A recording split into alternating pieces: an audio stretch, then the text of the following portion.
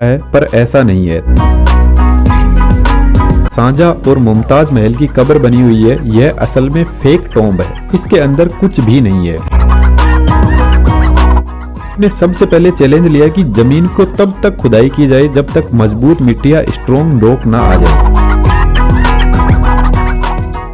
ताजमहल 400 साल पहले बनाया हुआ इंजीनियरिंग का एक जबरदस्त मास्टरपीस है जो आज भी पूरी मजबूती से खड़ा है। इसकी टेक्नोलॉजी को देखने के बाद साइंटिस्ट आज भी ऐसा मानते हैं कि शायद ही आज फिर से ऐसी बिल्डिंग बनाई जा सके। जितना अट्रैक्टिव ताजमहल देखने में लगता है, उससे भी ज्यादा अट्रैक्टिव इसकी इंजीनियरिंग है और शायद इसी वजह से यह आज दुनिया के 7वें अजूबे में शामिल है। इस वीडियो में हम ताजमहल के कंस्ट्रक्शन की बेहतरीन इंजीनियरिंग को समझने की कोशिश करेंगे। ताजमहल आगरा में यमुना नदी के किनारे बना हुआ है और इसका साइट सिलेक्शन भी एक बहुत ही टेक्निकल डिसीजन था। यदि आप इस्लामिक आर्किटेक्चर को देखते हो तो ये मोस्टली गार्डन के सेंटर में बने हुए हैं, लेकिन ताजमहल की हम सैटेलाइट इमेज देखें तो यह गार्डन के सेंटर में नहीं बल्कि गार्डन के नॉर्थ में बना हुआ है। तो क्या यह एक मिस्टेक थी इस्लामिक आर्किटेक्चर की या एक ब्रिलियंट इंजीनियरिंग? यदि इन सैटेलाइट इमेज को थोड़ा ऊपर से देखें तो यहाँ पर भी आपको एक परफेक्ट सिमेट्री दिखाई देगी। ताजमहल के जस्ट ऑपोजिट साइड में एक और सेम टू सेम ऐसा ही गार्डन बना हुआ है जिसका नाम है मेहता बाग गार्डन, जो सेम साइज और सेम स्क्वायर में है। और आज की मॉडर्न इंजीनियरिंग से हमें पता चला कि उस टाइम के इंजीनियर्स ने नदी और इस गार्डन को भी इसी ताजमहल का ही पार्ट बनाया है। और इस हिसाब से देखा जाए तो ताजमहल गार्डन के एकदम सेंटर में बना हुआ है। और ताजमहल को मेहता बाग गार्डन से देखा जाए तो यहाँ से भी यह एक शानदार लुक देता है। इसके साथ नदी से यदि आप ताज को देखोगे तो नदी में ताज का शानदार रिफ्लेक्शन दिखाई देता है, जो असल में इंजीनियर्स के दिमाग में ब्रिलियंट विजुअल्स थे ताजमहल को लेकर कि यह बनने के बाद में कौन सी साइड से कैसा दिखेगा। ताजमहल का फाउंडेशन इतना मजबूत है कि अर्थक्वेक, फ्लड्स और भारी बारिश की सिचुएशन में भी यह शान से खड़ा रह सकता है। ताजमहल के फाउंडेशन का आइडिया मिलिट्री फाउंडेशन और सिविल इंजीनियरिंग से लिया गया है जो इनडिस्ट्रक्टेबल है। नदी के आसपास के एरिया में एक स्ट्रॉन्ग फाउंडेशन तैयार करना बहुत चैलेंजिंग काम है, क्योंकि एक तो पानी की वजह से मिट्टी का कटाव होता रहता है और ऊपर से फिसलन भरी मिट्टी जो किसी भी फाउंडेशन को डिस्ट्रॉय कर सकती है। तो इंजीनियर्स ने सोचा क्यों ना एक ऐसा फाउंडेशन बनाया जाए जो पानी की वजह से कमजोर ना हो बल्कि मजबूत होता जाए। तो इंजीनियर ने सबसे पहले चैलेंज लिया कि जमीन को तब तक खुदाई की जाए जब तक मजबूत मिट्टी या स्ट्रॉन्ग रॉक ना आ जाए। जिस तरीके से आज के टाइम में हम बिल्डिंग बनाने से पहले स्ट्रॉन्ग बीम बनाते हैं, ठीक उसी तरीके से ताजमहल के फाउंडेशन में स्ट्रॉन्ग बीम्स के लिए कुएं खुदाए गए और कुओं को तब तक खोदा गया जब तक कि स्ट्रॉन्ग रॉक की मोटी लेयर ना मिल जाए। और लगभग 15 से 20 मीटर की खुदाई के बाद सेवरल मीटर मोटाई वाली रॉक की लेयर मिली। 1632 में जब ताजमहल का कंस्ट्रक्शन स्टार्ट हुआ तो उस टाइम तक सीमेंट का आविष्कार नहीं हुआ था। तो इंजीनियर्स को एक ऐसे मोर्टार की जरूरत थी जो स्ट्रॉन्ग भी हो और पानी के साथ में मजबूती से टिका रहे। तो उस टाइम तक एज ए मोर्टार लाइम ही था जिसको चूना बोला जाता है और आज भी बहुत सारे लोगों की चॉइस सीमेंट की जगह चूना ही होता है। कुआं बनाने के लिए सबसे पहले राउंड शेप में वॉल बनाई गई और फिर इसमें वुडन पाइलिंग की लेयर सेट की गई और सेंटर में एक लकड़ी की शाफ्ट सेट की गई और फिर चारों तरफ छोटे छोटे पत्थरों को भी भरा गया और साथ में चूना को भी भरा गया। फिर एक और वुडन पाइलिंग सेट की गई और फिर से लाइम और पत्थरों को साथ में भरा गया। इन छोटे छोटे पत्थरों को मलबा भी बोलते हैं। इस तरीके से 100 से भी ज्यादा कुएं बनाकर एक मजबूत फाउंडेशन तैयार किया गया जिस पर ताजमहल को बनाया गया। अरे यह क्या हुआ? यदि इस टाइप का फाउंडेशन हमने बनाया होता तो कुछ ही टाइम बाद में ताजमहल गिर जाएगा। और यह विजन आज से 400 साल पहले इंजीनियर्स के पास में था, क्योंकि जो लाइमस्टोन मुगल बादशाह शाहजहां के इंजीनियर्स ने यूज में लिया था उसको जब इलेक्ट्रो माइक्रोस्कोप से चेक किया गया तो काफी शॉकिंग रिजल्ट निकल कर आए। लाइमस्टोन में बहुत सारे स्मॉल ग्रेन्स, प्लांट डेब्रीज पाए गए जिनमें मोस्टली शुगर, काली मिर्च, चने का आटा और कुछ लोकल फ्रूट्स और ट्री रेजिन्स, जिसको पेड़ से निकलने वाला गोंद भी बोला जाता है, जो आई थिंक आपने ट्रीज पे चिपका हुआ देखा होगा। इन सब को चूने के साथ में मिलाकर फिर वेल में मलबे के साथ में भरा गया और कुएं से एक शाफ्ट को बाहर निकाला गया और इस तरीके से हंड्रेड्स ऑफ कुओं से एक स्ट्रॉन्ग वाटरप्रूफ स्ट्रक्चर बनाया गया। अब यहाँ पर ध्यान देने वाली बात यह है कि इन वेल के अंदर लकड़ी एक मेन कंपोनेंट है और रिवर के पानी की वजह से यह जो वेल है उनके चारों तरफ पानी भरा रहता है और यह पानी एक ऑक्सीजन फ्री एनवायरनमेंट क्रिएट करता है। और वेल में लगी हुई लकड़ी पानी में हमेशा भीगी हुई रहती है और लकड़ी पानी में ज्यादा मजबूती से रह सकती है जब तक उसको ऑक्सीजन ना मिले। तो यहाँ पर ताजमहल का फाउंडेशन यमुना नदी के पानी से ज्यादा मजबूत होता जा रहा है, लेकिन आज के टाइम में इंजीनियर्स के लिए एक बड़ी चुनौती यह भी है कि यमुना नदी का पानी सूख रहा है, जिसकी वजह से लकड़ी धीरे धीरे सूखने लगेगी, जो फाउंडेशन में इनस्टेबिलिटीज क्रिएट कर सकती है। तो यहाँ पर फाउंडेशन की रेगुलर वॉचिंग रखी जाती है। यमुना रिवर के आसपास के एरिया में भी यदि आप घूमने जाते हो तो आपको वहां पर ऐसे कुएं बने हुए दिख जाएंगे, जो शायद मिट्टी के कटाव को रोकने के लिए बनाए गए थे। कुएं के ऊपर जो शाफ्ट है, इनको एक दूसरे से कनेक्ट करने के लिए यहाँ पर एक ब्रिक्स का स्ट्रॉन्ग स्ट्रक्चर बनाया गया, जो एक शाफ्ट से दूसरी शाफ्ट से कनेक्ट होते हुए एक आर्च बनाती है। और इस तरीके से यहाँ पर बहुत सारी आर्चेज और टनल्स बनाए जाते हैं। ताजमहल की बिल्डिंग का वेट 25,000 टन तक है, जो पर स्क्वायर मीटर में 25 टन का प्रेशर डालता है। तो इतने हेवी वेट को इवनली डिस्ट्रीब्यूट करने के लिए इस तरह का स्ट्रक्चर तैयार किया गया।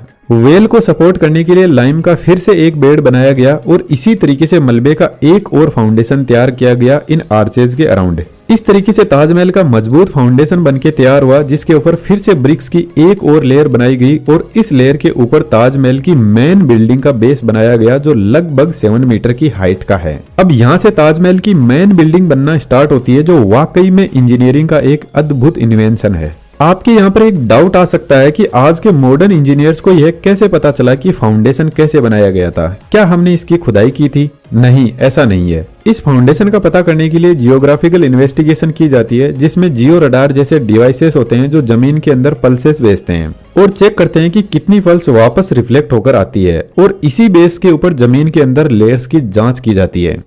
दोस्तों, एक बहुत बड़ा कंफ्यूजन है लोगों को हमारे एनिमेशन के कोर्स को लेकर। कुछ लोग बोल रहे हैं हमें ह्यूमन एनाटॉमी सीखना है, कुछ बोल रहे हैं हमें इंजीनियरिंग एनिमेशन सीखना है, और सब लोगों की अलग अलग डिमांड रहती है। तो उन सभी से मेरा कहना है कि आपको जिस भी टाइप का एनिमेशन सीखना है, आप हमारे एडवांस 3D एनिमेशन के कोर्स से सीख पाओगे, जहां पर हमने A to Z 3D animation को कवर किया है। और सबसे इंटरेस्टिंग बात, हमारी 3D कम्युनिटी इतनी स्ट्रॉन्ग बनती जा रही है कि जब लोगों के काम को और उनके आइडिया को आप देखोगे तो आपका दिमाग भी क्रिएटिव थिंकिंग की स्टेज पर पहुंच जाएगा, और साथ में आपको भी मल्टीपल अर्निंग के रास्ते दिखाई देने लगेंगे। डिस्क्रिप्शन में डिटेल्स अवेलेबल है, जरूर से चेकआउट कीजिएगा। आपका मोस्ट वेलकम है हमारी 3D कम्युनिटी में। ताजमहल की पूरी हाइट 73 मीटर है और यह एक परफेक्ट सिमेट्रिकल बिल्डिंग है। आप ताजमहल को किसी भी साइड से देखो, यह सेम ही दिखता है। इंटरेस्टिंग बात यह है कि आप ताजमहल को चांद से देखो या 2 सेंटीमीटर की दूरी से देखो, यह आपको एकदम परफेक्ट सिमेट्रिकल दिखेगा। इसकी मेन बिल्डिंग एक परफेक्ट क्यूब है, जो हर साइड में 58 मीटर स्ट्रेच हो रखा है। ताजमहल बहुत सारे इल्यूजन क्रिएट करता है, जिसमें से एक सबसे इंपॉर्टेंट है इसके डोम का स्ट्रक्चर, जिसका डायमीटर 18 मीटर है। जब आप पूरी बिल्डिंग को बाहर से देखते हो तो इसकी हाइट 73 मीटर है, लेकिन जैसे ही आप इसको अंदर से देखते हो तो अंदर से इसके डोम की हाइट बेस से ओनली 35 मीटर है, और आउटर डोम यहाँ से 38 मीटर की हाइट पर और ऊपर बना हुआ है।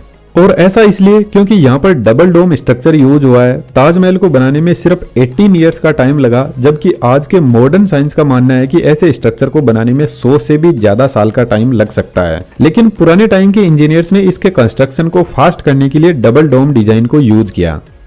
इनर डोम सिर्फ 35 मीटर हाइट पे बना हुआ है, जो बाहर के डोम को बेस प्रोवाइड करवाता है। आउटर डोम इनर डोम के 38 मीटर ऊपर बना हुआ है। आउटर डोम को फास्ट बनाने के लिए सबसे पहले यहाँ पर सिर्फ एक सिलेंड्रिकल शेप खड़ा किया गया और फिर इसको एक परफेक्ट डोम का शेप प्रोवाइड किया गया। इनर डोम और आउटर डोम के बीच में एक खाली गैप रखा हुआ है, जो एक इंसुलेटर की तरह काम करता है, जो ताजमहल के सेंट्रल चेंबर को गर्म होने से बचाता है। इनर डोम की हाइट कम रखने का एक रीजन यह भी है कि अंदर बैठकर कोई बात करे तो इको कम हो। एक सबसे बड़ा भ्रम यह भी है कि ताजमहल को व्हाइट मार्बल से बनाया गया है, पर ऐसा नहीं है। ताजमहल की पूरी बिल्डिंग को ईंटों से ही बनाया गया है, ताकि इसके कंस्ट्रक्शन को फास्ट किया जा सके, और फिर इसके ऊपर 8 से 10 इंच थिक व्हाइट मार्बल की लेयर सेट की गई है।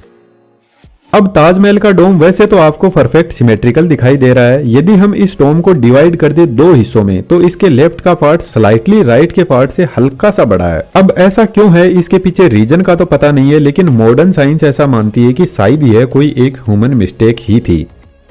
ताजमहल में जो व्हाइट मार्बल लगा हुआ है वह राजस्थान के मकराना शहर से लाया हुआ है, जो डोलामाइट से बना हुआ है, और यहाँ का मार्बल वर्ल्ड वाइड फेमस है। इस व्हाइट मार्बल की खास बात यह है कि यह लाइट के साथ में बहुत अच्छे से इंटरेक्ट करता है, और इसी वजह से ताजमहल दिन के अलग अलग टाइम में अपना कलर भी चेंज करता रहता है। लेकिन यदि आप इस मार्बल को नजदीक से देखोगे तो इसमें कुछ डिजाइन बनी हुई है और यह डिजाइन कोई कलर से नहीं बनाई गई है। यहाँ पर असल में जेम स्टोन यूज किया गया है मार्बल के अंदर। ऐसी डिजाइन बनाने के लिए मार्बल के अंदर ऐसी जगह बनाई जाती है और फिर मोर्टार से स्टोन को अंदर चिपका दिया जाता है। और ताजमहल के अंदर जो स्टोन यूज हुआ है उसको एग्जामिन करने से पता चला कि इसमें कुछ स्टोन ही इंडिया में मिले हैं, बाकी ऑल ओवर वर्ल्ड से मंगवाए गए, जिसमें अफगानिस्तान, अफ्रीका, ईरान जैसे देश भी शामिल है। लेकिन आज के टाइम में ताजमहल का मार्बल स्ट्रगल कर रहा है हमारी वजह से। ताजमहल के आसपास में फैक्ट्रियां और गाड़ियों के पोल्यूशन से इसका मार्बल येलो होता जा रहा है। लेकिन आर्कोलॉजिकल सर्वे ऑफ इंडिया इसका पूरा ख्याल रखते हैं और रेगुलर क्लीन करते रहते हैं और इसको क्लीन करने के लिए बेहतरीन एशियन टेक्नोलॉजी यूज करते हैं जिसका नाम है मुल्तानी मिट्टी।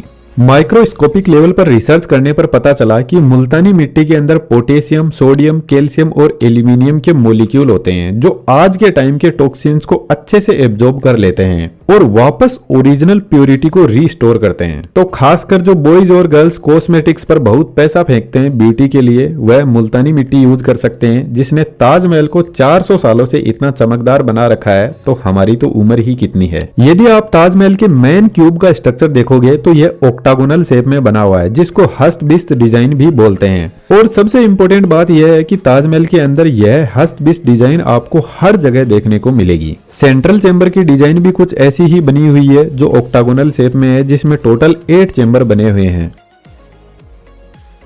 इसके अलावा यदि ताजमहल की छत को हम दूर करें तो इसके कॉर्नर में भी कुछ ऑक्टागोनल शेप में रूम बने हुए हैं और इन सभी रूम में भी टोटल 8 दरवाजे बने हुए हैं।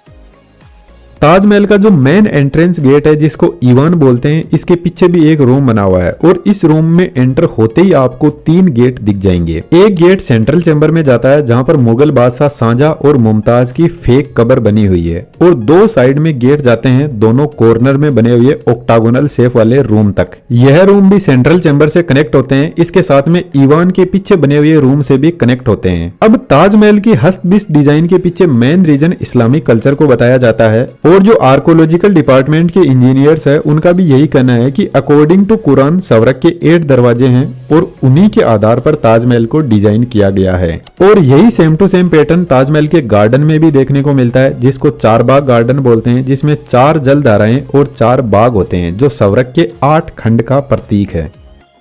जब आप ताजमहल के एंट्रेंस से एंटर होते हुए सेंट्रल चेंबर में पहुंचते हो जहां पर मुगल बादशाह शाहजहां और मुमताज महल की कब्र बनी हुई है, यह असल में फेक टॉम्ब है। इसके अंदर कुछ भी नहीं है, इनको सिर्फ डिजाइन के पर्पज से ही बनाया गया है। इस टॉम्ब पर बहुत हाई लेवल की टेक्सचरिंग की गई है जिसको यदि हम इस 3D एनिमेटेड वीडियो में बनाएं तो हमें भी कम से कम 5 से 6 महीने का टाइम लगेगा इस वीडियो को प्रोड्यूस करने में। असल में शाहजहां और मुमताज की कब्र इस चेंबर के नीचे एक और चेंबर बना हुआ है जहां पर ओरिजिनल कब्र है। जैसे ही आप मेन गेट से एंटर होते हो तो नीचे की तरफ कुछ ऐसा रास्ता जाता है जो मेन टॉम्ब तक पहुंचता है जहां पर पब्लिक को जाना अलाउड नहीं है।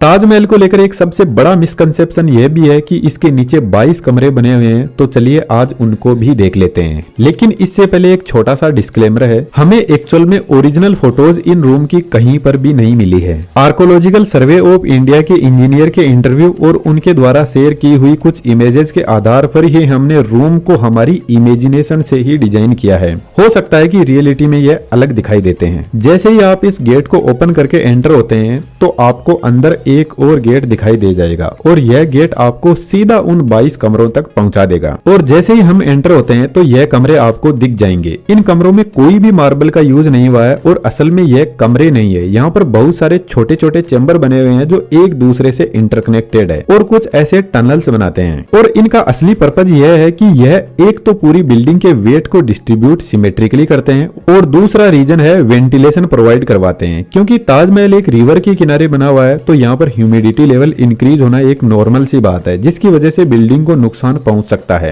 और इन टनल से एयर का सर्कुलेशन आसानी से हो सकता है जिससे इसके ह्यूमिडिटी और टेम्परेचर को कंट्रोल किया जाता है। वैसे इन रूम को कोई भी स्पेशल पर्पज से नहीं बनाया गया है, यह ताजमहल के बेस का ही पार्ट है। ताजमहल के चारों कॉर्नर पर 4 मीनार बनी हुई है जो फिर से एक ऑप्टिकल इल्यूजन क्रिएट करती है जो यह दिखाती है कि ताजमहल एक बहुत ही बड़ी बिल्डिंग है। यह मीनार स्लाइटली आउटसाइड में झुकी हुई है जिसके पीछे एक बड़ा रीजन बताया जाता है कि यदि अर्थक्वेक या कोई भी इन्वायरमेंटल डिजास्टर होता है तो मीनार गिर भी जाए तो मकबरे को नुकसान ना पहुंचाए, यह बाहर की तरफ ही गिरेगी।